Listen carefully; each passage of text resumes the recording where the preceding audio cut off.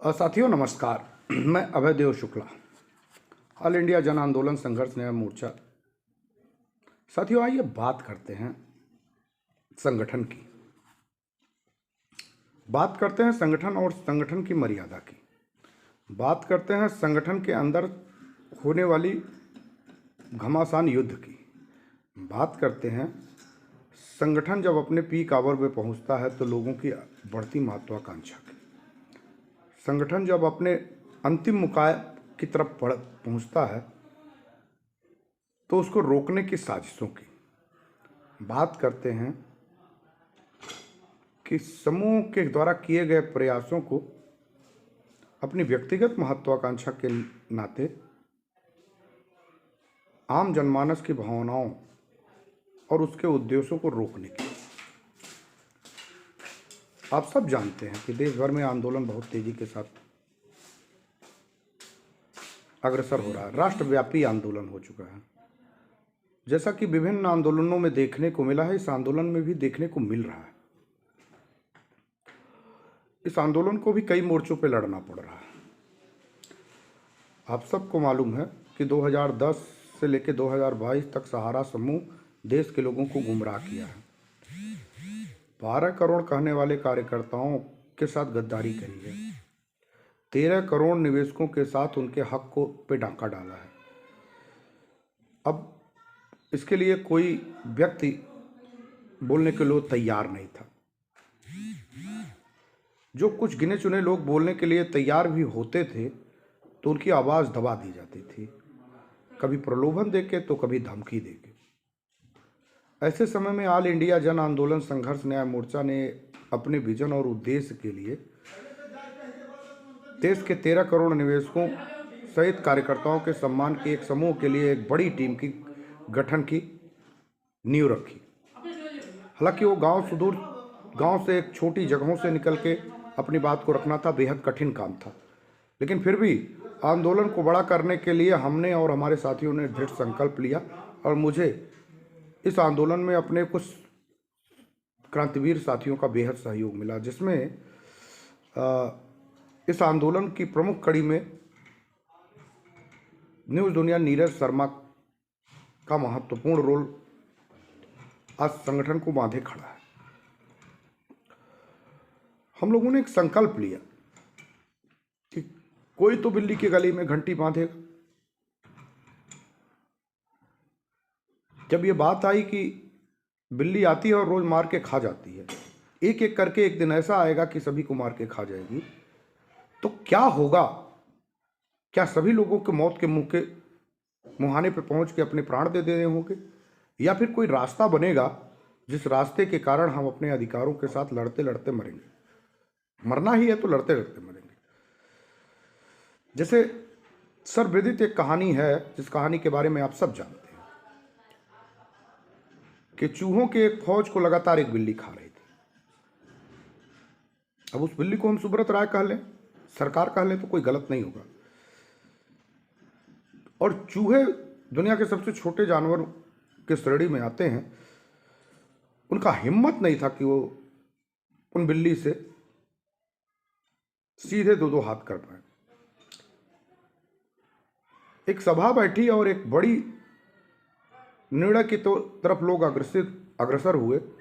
एक विचार और एक सबके मन में प्लान आया कि क्यों ना एक संगठन का निर्माण किया जाए, इस बिल्ली से सीधे टकराव करने की बात करें। लेकिन उसमें बिल्ली से लड़ना इतना आसान नहीं था, क्योंकि बिल्ली अपने पंजे में दबोच के सबको नेस्तनाबूद कर सकती थी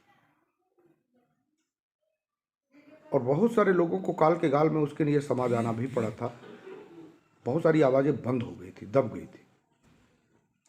ऐसे में ऑल इंडिया जन आंदोलन संघर्ष न्याय मोर्चा का उदय हुआ। एक छोटे से शहर, जिस शहर का नाम था बस्ती, उत्तर प्रदेश का एक जिला, उसमें यह तय किया गया कि एक समूह की संरचना और संगठन बनाना बहुत जरूरी है। काल परिस्थितियां संगठन बनाने को मजबूर किया, क्योंकि लड़ाई हमेशा छोटी जगहों से निकलती है और क्रांति हमेशा छोटी जगहों से ही बड़ी होती है। लेकिन जिस उद्देश्य और लक्ष्य के लिए हम लोग लड़ना चाह रहे थे, वो उद्देश्य बहुत पवित्र और साफ था। उसमें देश के 13 करोड़ इन्वेस्टर और 12 लाख कार्यकर्ताओं की जान अटकी थी। जैसे तोते में, उस पिंजड़े में तोते की जान अटकी। इससे निकलना बहुत कठिन काम था और इससे पार पाना बहुत कठिन काम था। लेकिन शुरुआत तो कुछ कोई करेगा ना। एक छोटी सी सभा बुलाई गई, उसमें तय किया गया कि बिल्ली के गले में घंटी बांधी जाएगी। और बिल्ली के गले में घंटी बांधने के लिए लोगों ने दृढ़ संकल्प लिया कि एक ना एक दिन हम बिल्ली के गले में घंटी बांध देंगे, और उसके बाद बिल्ली जब आएगी तो उसकी घंटी की आवाज़ सुन के हम चौकन्ने हो जाएंगे और हम अपने प्राणों की रक्षा कर लेंगे। हुआ भी वही। कुछ क्रांतिकारी साथी, जिसमें नीरज शर्मा भी शामिल थे और नौशाद भाई शामिल थे, संसार सिंह जी शामिल थे, इजहार अहमद शामिल थे, राम सुरेश यादव शामिल थे, कुसुम लता शामिल थी, होरीलाल गुप्ता जी शामिल थे। एक छोटे से समूह की संरचना बना के इस कार्यक्रम को बड़ा रूप देने की तैयारी बनी। और वही हो रहा था जो लोगों के साथ हो रहा था शुरुआती दौर में, क्योंकि साहस और हिम्मत नहीं था कि उस बिल्ली के सामने कोई पहुंचे। लेकिन दृढ़ इच्छा शक्ति के कारण एक समूह को एक संगठित रूप दिया गया और ऑल इंडिया जन आंदोलन संघर्ष न्याय मोर्चा का गठन किया। देखते ही देखते पूरे देश ने ऑल इंडिया जन आंदोलन संघर्ष न्याय मोर्चा को स्वीकार किया और को हिम्मत लगी, प्रेरणा जगी और दो हाथ करने का साहस दिखा। उसमें से बहुत सारे साथी निकल के आए और इस आंदोलन को धीरे धीरे करते बड़ा करते गए। हम दोनों लोग, नीरज शर्मा और अभयदेव शुक्ला की सोच ने देश में एक बड़ी आंदोलन की नींव रखना शुरू किया। और देखते ही देखते मध्य प्रदेश, छत्तीसगढ़, उत्तर प्रदेश, राजस्थान, बिहार, झारखंड, आसाम, उड़ीसा जैसे तमाम राज्य, बंगाल खड़े होने लगे। अब बड़ा समूह होगा तो बड़ी सारी बातें होंगी, बड़ी महत्वाकांक्षाएं होंगी और ईगो टकराने लगेगा। हालांकि संगठन समूह और अनुशासन का होता है और ये कोई राजनीतिक मंच का गठन नहीं किया गया। लेकिन बॉडी ऑफ स्ट्रक्चर राजनीतिक पृष्ठभूमि की दिखने के कारण लोगों में राजनीतिक महत्वाकांक्षा पहले आने लगी, नेता बनने की ललक पहले जाने लगी, भुगतान की ललक बाद में दिखने लगी। जिसको भी लाया गया, जिसको भी सोचा गया, उसमें से कुछ साथी जो शीर्ष के पदों पे लाए गए, वो भुगतान की प्रक्रिया को सुनिश्चित कराने के लिए कम दिखे, नेता बनने की प्रक्रिया में ज्यादा आ गए। जबकि खुद का उनका पैसा और खुद का उनका वजूद था और खुद उनको उसका दंश झेलना था। लेकिन एक लंबी और चौड़ी भीड़ देखने के बाद उनको आंदोलन के विजन से मतलब कम रहने लगा, हमारे नेता बन के सुपरसीड करने से मतलब ज़्यादा। तमाम जगहों पे दिखाई दिया। उस दौर से हम बिहार से भी गुजरे। बिहार में भी हमारे कुछ साथी जो आंदोलन से जुड़े और देखते ही देखते उनको अहंकार भर गया कि हमसे आंदोलन है, हम आंदोलन से नहीं है। लेकिन बिहार की जनता ने उसको जवाब दिया और उसमें मोहित कुमार जैसे एक नौजवान साथी को आगे कर दिया। और चूंकि मोहित कुमार जैसे लोग नौजवान साथी के रूप में निकल के बाहर आए तो देखते ही देखते बिहार बढ़ गया। उसमें मणिभूषण, नित्यानंद, जितेंद्र प्रसाद, राजेंद्र जी, नवल चौरसिया जी जैसे तमाम लोग इस आंदोलन की लड़ाई को बड़ा करने के लिए संगठित ढांचे की शुरुआत कर दी। और देखते ही देखते बिहार देश में सबसे बड़ा जन आंदोलन का साथी बन गया, क्योंकि उन लोगों ने संगठन को अनुशासन की तरह चलाया और उनके अंदर ईगो नहीं आया। उनको भुगतान पहले था, नेतागिरी बाद में। दिल्ली जंतर मंतर के कार्यक्रम को हम लोगों ने ऑर्गेनाइज किया। उस दिल्ली जंतर मंतर कार्यक्रम के ऑर्गेनाइज करने के बाद भी हम लोगों के बीच में वही दुख दंश देखने पड़े, क्योंकि हमारा संगठन बड़ा होता जा रहा था और विरोध के स्वर उसमें अंदर खाने बढ़ते भी जा रहे थे कि राजनीतिक इच्छा शक्ति थी, व्यक्तिगत महत्वाकांक्षी थी और पॉपुलरिटी पाने के लिए प्रयासरत थे। हालांकि संगठन ने बार बार किसी के वजूद के साथ समझौता नहीं किया और उसको यथासंभव स्थान दिया और उसको पूरी आज़ादी दी कि संगठन बढ़ा।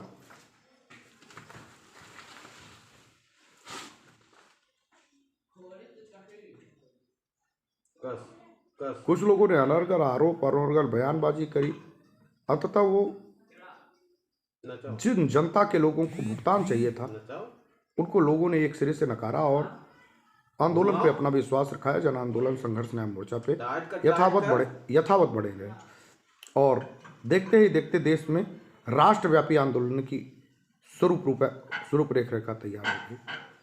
सहारा प्रबंधन तंत्र और सरकारों को भी लगने लगा कि अब तो ये लोग आंदोलन से अपने अधिकार को ले लेंगे और जीत जाएंगे। हम अपने इस आंदोलन के द्वारा किए गए सरकार के अंदर खाने तक जाकर अपनी बात पहुंचाने में सफल हो गए। सुब्रत राय और प्रबंधन तंत्र में भय का वातावरण हो गया। जगह जगह उनके अधिकारी इस्तीफा देके भागने लगे। बहुत सारी सच्चाइयों से पर्दे उठ गए। सुब्रत राय की कलई खुलने लगी। सुप्रीम कोर्ट में हलचल मचनी शुरू हो गई। हाई कोर्टों ने अपना रुख में परिवर्तन लाना शुरू किया। जिनके खिलाफ कभी मुकदमे दर्ज नहीं हो पाते थे उनके खिलाफ 1,500-2,000 मुकदमे दर्ज होने लगे। कि हमारे संगठन का, हमारे संगठन के साथियों की कार्यशैली और कार्यपद्धति का नतीजा रहा। लेकिन एक निश्चित समय पे बार बार जब संगठन के में व्यक्तिगत महत्वाकांक्षाएं हिलोर मारने लगती हैं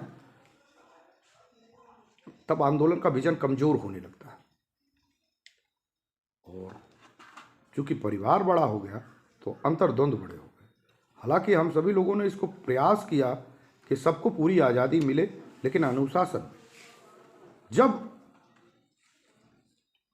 आंदोलन बड़ा होने लगा और आंदोलन को अपनी बात देश की सरकार तक पहुंचाने के लिए गंभीरता के साथ अपनी बात को रखनी हुई, तो एक एक कदम को फूंक के चलने के लिए अनुशासन का होना बहुत जरूरी है। एक बात अगर राष्ट्रीय नेतृत्व करे तो उसका अनुपालन निचले स्तर तक के लोगों को करे, ताकि हमारे और हमारे साथियों के बीच में दो तरह की बात निकल के ना आने पाए। इसके लिए जब हम सभी लोगों ने संगठनात्मक ढांचे को कसना शुरू किया तो राजनीतिक महत्वाकांक्षा और अपनी व्यक्तिगत महत्वाकांक्षा पूरी करने वाले लोगों में कलबलाहट मचनी शुरू हो गई। फिर एक समय ऐसा आ सकता है कि वह आंदोलन को बदनाम कर सकते हैं और आंदोलन को तोड़ने, उसका हवा पाते ही सहारा प्रबंधन तंत्र के लोग भी अंदर खाने से हवा देना शुरू करते हैं, जिससे आंदोलन कमजोर होने लगता है। क्योंकि सुब्रत राय प्रबंधन तंत्र को तो यही चाहिए कि इनके लोगों में आपसी फुटमत हो और आपस में लोगों में एक विचारधारा ना आए जिसका लाभ वो लेते रहें और एक दूसरे को बलगराते रहें। हमको यह अंदेशा इस बात का बहुत अच्छी तरीके से है कि सुब्रत राय और प्रबंधन तंत्र के लोग अंदर खाने से कुछ साजिश रच रहे हैं, जिससे एक बार पुनः हम लोगों को यह देखने को मिल सकता है कि जब हम बीच रास्ते के अंतिम पड़ाव तक आए हैं उस समय हमारे आंदोलन को कमजोर करने की एक बार पुनः प्रयास किया जा सकता है। हम सभी साथियों को इस समय सचेत रहने की जरूरत है, क्योंकि किसी का लक्ष्य राजनीति करके अपने आप को प्रतिस्थापित कराना नहीं है, पहले भुगतान सुनिश्चित कराना है। भुगतान सुनिश्चित हो जाए, नेता बन जाए, मुझे कोई ऐतराज आपत्ति नहीं है।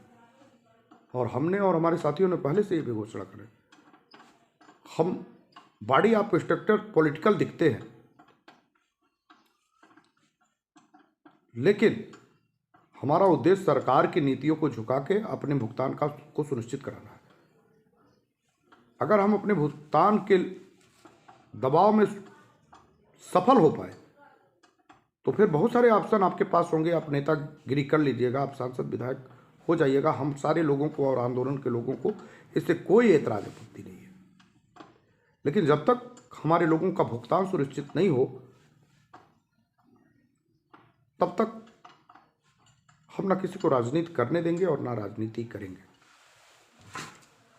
हमको बहुत सारे निर्णय लेने पड़ते हैं, हमको बहुत सारे राजनीतिक दलों को साठगांठ करके अपने पक्ष में बोलने के लिए मजबूर करना पड़ता है। हमको उन सभी लोगों को खोजना पड़ रहा है जो हमारे लिए बोले, जो हमारे लिए बोलेगा। निश्चित तौर पे हमको उनको बुलवाने के लिए उनके दरवाजे पे जाना पड़ेगा, क्योंकि लोकतंत्र में राजनीति की मुख्य धारा से जुड़े लोगों की एक बड़ी जमात है। अगर वो सदन के बाहर और सदन के अंदर बोलना शुरू नहीं करेगी तो हमारे पैसे का भुगतान सुनिश्चित नहीं हो पाएगा, क्योंकि हम सभी साथी ये जानते हैं कि जितने भी देश भर में आंदोलनकारी हैं उनके पास पैसे की बेहद तंगी है। अगर हमारे पास पैसे की बेहद तंगी ना होता तो जैसे सुब्रत राय कानूनी उलझनों में फंसा के हमसे कोर्ट केस में लड़ रहा है, हम अभी तक देश के विभिन्न हिस्सों में PIL दाखिल कर चुके होते और सुप्रीम कोर्ट में भी अपनी एक याचिका दाखिल कर चुके होते, जिससे हमारा पक्ष भी मजबूत होता और हम कानूनी रूप से मजबूत होते। हमारे लाख कहने के बावजूद भी लोगों के पास पैसे नहीं है, मैं ये बात समझ सकता हूँ। वो सुप्रीम कोर्ट में अपनी PIL दाखिल नहीं कर पाए बहुत, जबकि जो कि बहुत आसान है। हम थोड़े थोड़े धनराशि इकट्ठा करके सुप्रीम कोर्ट में PIL दाखिल करके अपना पक्ष रख सकते हैं कि आप दोनों लोग, सेबी और सहारा दोनों अपनी लड़ रहे हो, जिस पैसे के लिए लड़ रहे हो वो पक्षकार मैं हूँ, मेरी भी बात सुनी जाए। इसके लिए हमको बहुत बड़े किसी वकील की ज़रूरत नहीं है, लेकिन PIL दाखिल करना और वकील खड़ा करना हमारे लिए बेहद ज़रूरी है। मैं इसको बार बार कह रहा हूँ ताकि हम कानूनी रूप से मजबूत हो जाए। लेकिन मैं ये भी जानता हूँ कि आप सभी लोगों के पास पैसे नहीं हैं, आपको दबाव देके नहीं कहा मिलेगा। आप लोगों की सार्वजनिक इच्छा होगी तो निश्चित तौर पे सुप्रीम कोर्ट में अपनी PIL दाखिल किया जा सकता है, जो कि नितांत आवश्यक है, नितांत आवश्यक है। अगर हमको कानूनी दृष्टिकोण से, सिस्टम से लक्ष्य को जीतना होगा तो हमारा एक PIL भारतवर्ष में सुप्रीम कोर्ट में हमारा संबंधित वकील पेश करे, तीसरा पक्षकार बने, ये बेहद जरूरी है। लेकिन फिर भी हमारे पास ऐसा ऑप्शन देने के बावजूद भी हमारे पास वो खुली परिचर्चा हमारे पास लोगों के पास नहीं आ पा रही, तो